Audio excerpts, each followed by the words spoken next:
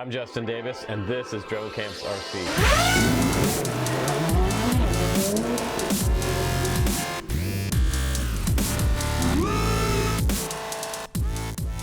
Hey guys, welcome back to the Drone Camps channel. I'm Justin Davis, and today we're going to demo a fishing drone here.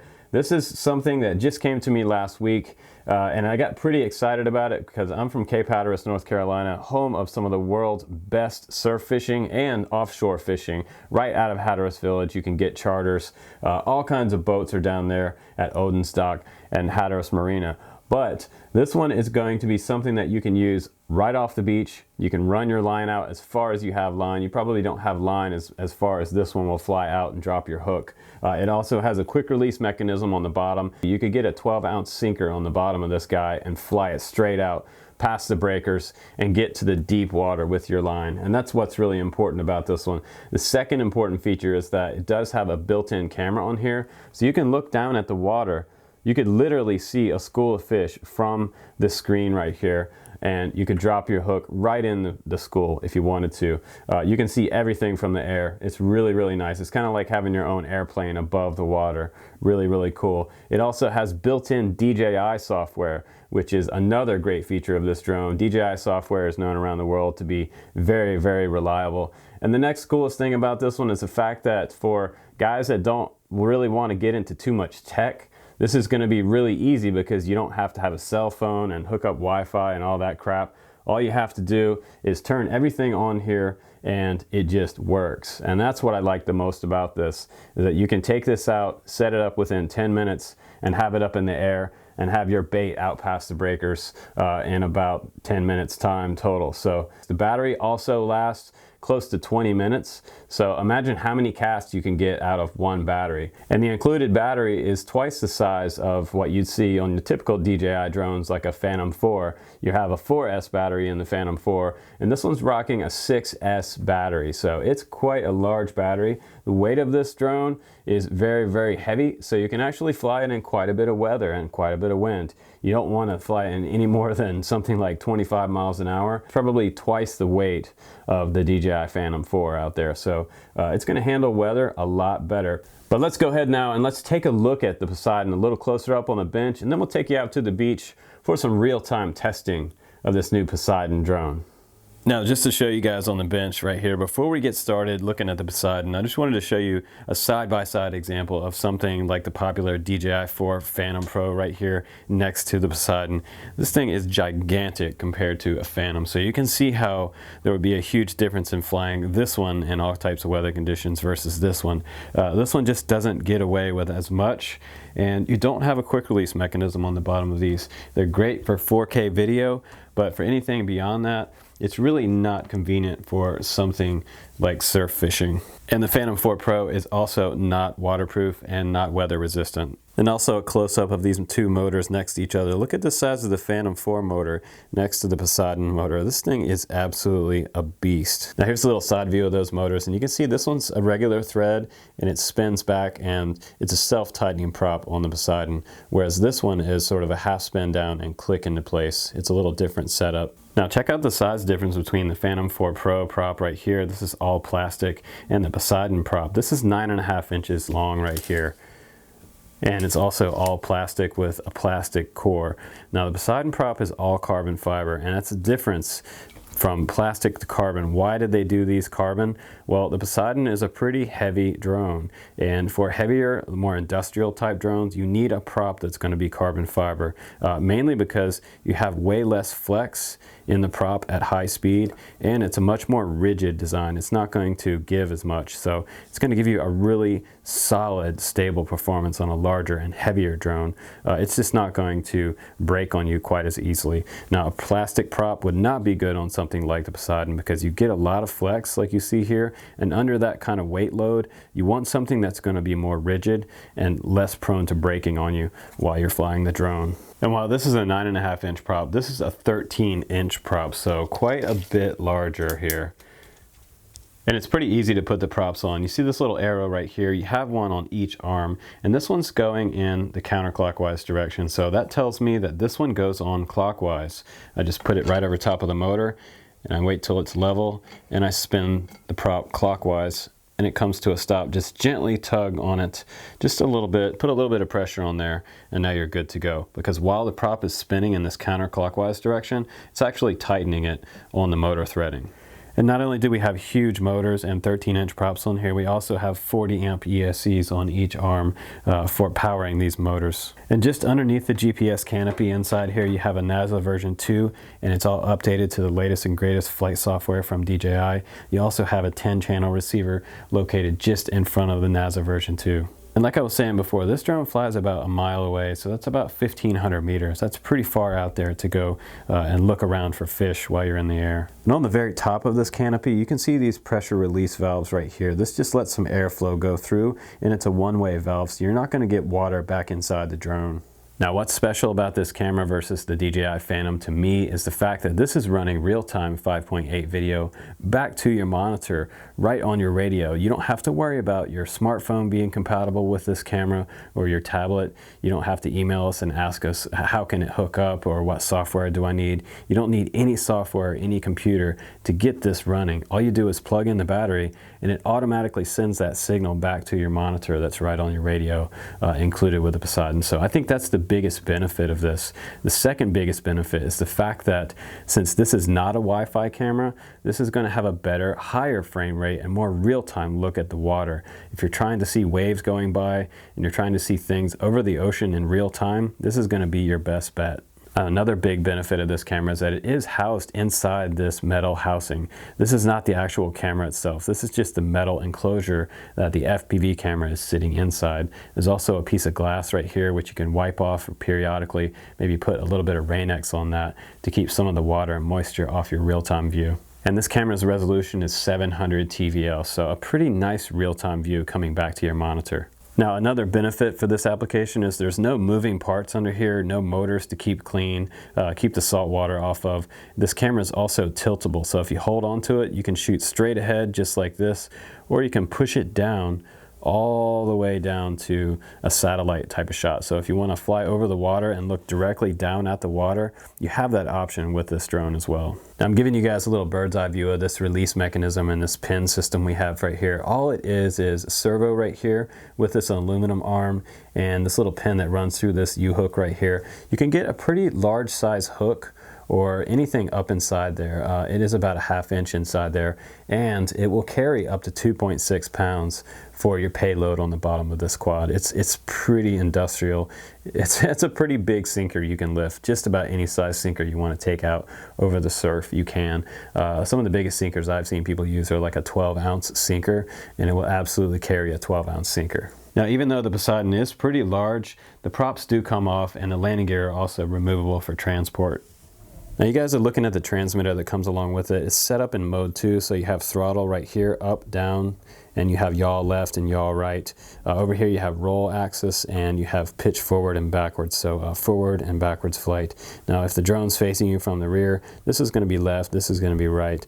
When the drone is facing you, right is going to be left and left is going to be right. So keep that in mind when you go to fly this or any type of drone, that things get turned around backwards. So that takes some practice, but with GPS lock, it's not such a big deal because when you let go of the stick, the drone is actually going to hold its space in the air and its altitude. Now, you're looking at the top of the transmitter here, and the different switches, they do not come labeled, so you can use this video as sort of a guide to how to label your switches. They're going to be set up the same on your Poseidon. So the furthest one over to the left, this is my mode switch, and I have it labeled here for GPS, ADI, and return to home. So the very top position is going to be GPS, middle of the position is going to be ADI, which is no GPS. Your drone is going to move with like it's sliding on ice backwards and forwards, but it's still going to have altitude hold.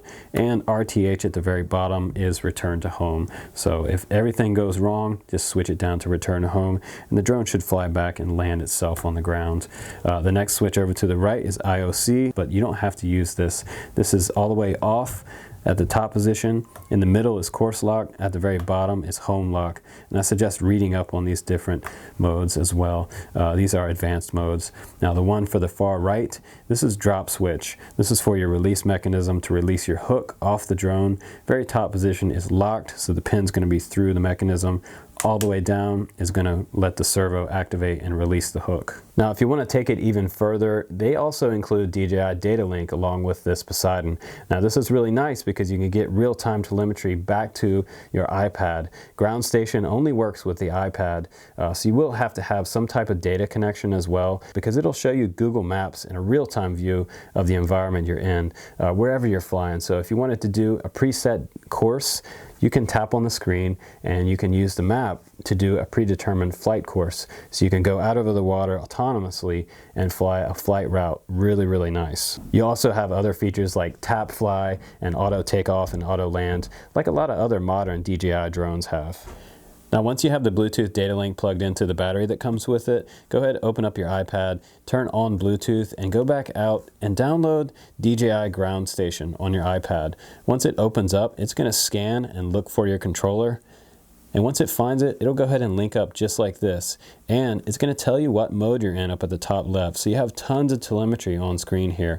It tells you your horizontal speed, your meters per second. It tells you your vertical speed, meters per second. Uses sort of a little airplane view here. It lets you know what kind of tilt the drone's on, whether it's level with the horizon. It also tells you your height in meters down here on the bottom left. That's pretty cool. It gives you the target distance away and from me. That's pretty neat as well. And it also gives you a real-time view of which way your drone is facing right on the screen. Also up here, it shows you how long you've been flying. You have other options up here like auto land, auto takeoff. You have a return to home option. You have your waypoints option, and you can change some of the settings. Go a little further and deeper into this. You can do a flight simulator in here as well if you've never flown before, and you have to log into your DJI account. You have to set up one for free to log into this software. That's pretty cool. You can also do voice commands with this, which is pretty neat. If you look up here at the top right corner, it gives you your data connection signal right there, just like a cell phone going up and down right there. You can lock this iPad into the screen position. You can lock it right into horizontal. It also gives you your onboard data for your battery. Right now I flew this battery down to it's at 22.7 volts. You also have how many satellites you're connected to, and I have 0 right now because I'm inside the studio. But out in the open environment, you're probably going to get 12 or more satellites hooked up to this. And we also have the Bluetooth data link connection right there. You can see that we have 3 bars out of 4. Now also you can go in here, like I said, you can do waypoints on here. You can change up the way that the map looks. You can change it to a hybrid map with your different roads and highways on there, so you can see whether you're close to different highways, and you can move around the map in real time. You can go in and set up your waypoints. This is pretty cool. So the Poseidon actually has a lot of features packed into this app thanks to DJI. So when I'm ready to take off, I can just do my auto takeoff, and I can fly manually around. I can also rely on GPS position holding. So it'll hold its altitude and its position in space. The drone will actually bite into the wind a little bit and hold its space. It's actually pretty cool. So let's go head out to the beach now, and let's do a little flight test with the Poseidon. All right, let's go ahead and do this flight test. We have a wide open beach here with no one around, so this is perfect for our testing of the Poseidon. Now bring everything to the beach all charged up. Make sure all your batteries are topped out from your chargers. First thing you're gonna do is you're gonna go ahead and turn on your transmitter first. That's gonna be most important with a GPS drone. Next, turn on your FPV monitor. And what you're gonna do after that is you're gonna reach over and plug in your Bluetooth unit. That's your data link. Open up your GPS ground station app. It'll connect. Once it does, you'll be able to see a real-time view. If you do have a data connection on there, you can see the map. Now I'm going to go ahead and set the drone down, plug it in, and then I'm going to calibrate the compass for the first time before I fly. Now everything is good. Make sure you fasten those bolts over top of it in case you have to land near the water or in the water. Very, very important before takeoff. You could have a crash if you don't do that.